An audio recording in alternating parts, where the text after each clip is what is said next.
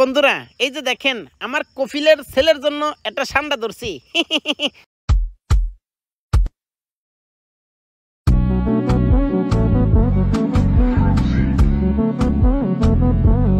বন্ধুরা, সান্ডা প্রাণীকে নিয়ে সোশ্যাল মিডিয়াতে ব্যাপক আলোচনা চলছে। কফিলের ছেলের জন্য সান্ডা খুঁজতে খুঁজতে এই সান্ডা প্রাণীটিকে রীতিমতো ফেসবুক সেলিব্রিটি বানিয়ে দিয়েছে নেটিজেনরা। ভাইরে ভাই, চারিদিকে শুধুমাত্র এই সান্ডা প্রাণী।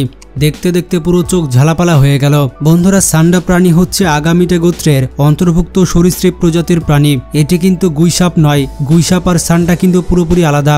বাংলাদেশ সহ দক্ষিণ এশিয়ার বিভিন্ন অঞ্চলে এই সান্ডা প্রাণীটিকে দেখতে পাওয়া যায়।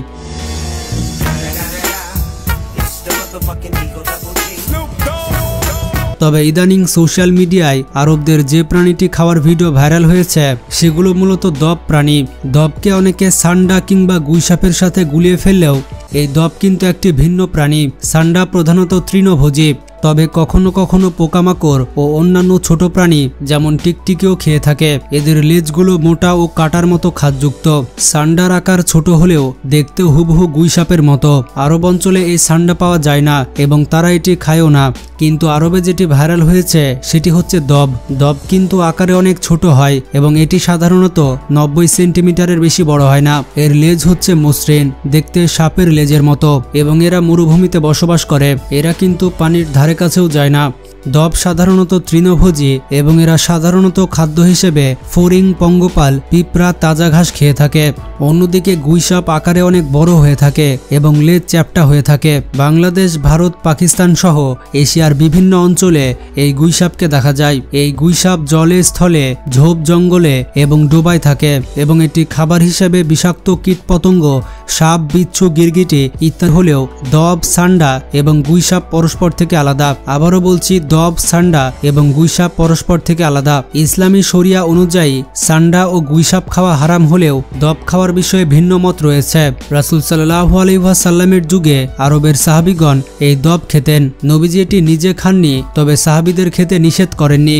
সহিহ বুখারী এবং সহিহ মুসলিম শরীফে এসেছে, তিনি বলেছেন, এটি আমাদের এলাকায় ছিল না, তাই আমি দবের প্রতি আগ্রহ বোধ করি না, কিন্তু তোমরা এই দব খেতে পারো, কারণ এটি আমাদের জন্য হারাম করা হয়নি। তাই অধিকাংশ ইসলামিক স্কলারদের মতে এটি হালাল হলেও হানাফি মাযহাবে এটিকে হারাম বলা হয়েছে।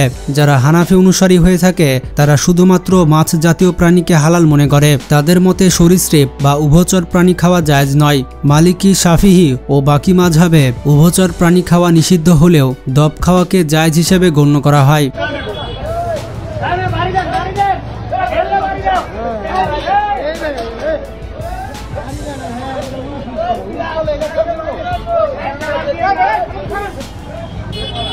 তাই আরব দেশে যে সকল বেদুইন রয়েছে তারা দব খাওয়াকে হালাল হিসেবে মনে করে থাকে। পানিতে সিদ্ধ করে বিভিন্ন প্রকারের মশলা দিয়ে এটিকে ভালোমতো রান্না করে আরবের বিখ্যাত খ্যাপসা খাবারের সাথে এটি পরিবেশন করা হয়।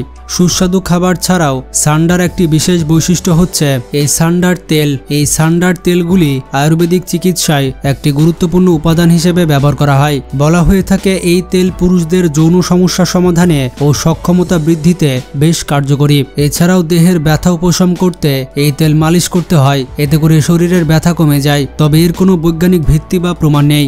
তবে মনে রাখতে হবে, বাংলাদেশে কিন্তু এই মরুভূমির দব পাওয়া যায় না।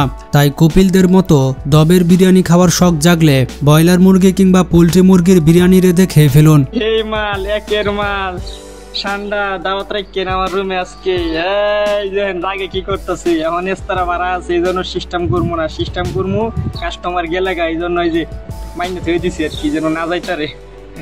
এখন আসেন, হঠাৎ করে সান্ডা কেন ভাইরাল হলো?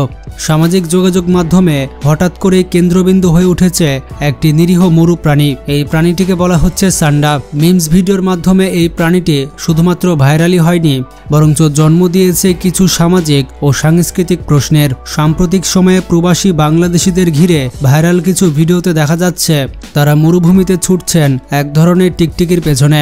আজকে মরুভূমি থেকে যাই একটা দর্শি সান্ডা, এটার ওজন 700-800 গ্রাম হবে। ওই যে বাংলাদেশে যারা সান্ডার তেল বিক্রি করে এই সেই সান্ডা, এটারই বলে সান্ডা। এই যে এটা লেস। কেউ বলছে সান্ডা না ধরলে চাকরি যাবে, আবার কেউ বলছে ভিসা ক্যান্সেল হয়ে যাবে। এতে করে বোঝা যাচ্ছে প্রবাসী শ্রমিকদের বাস্তব জীবনের দুঃখময় নানা চিত্র। তো বন্ধুরা, আশা করছি সান্ডা, দপ এবং গুইসাপ সম্পর্কে জানতে পেরেছেন।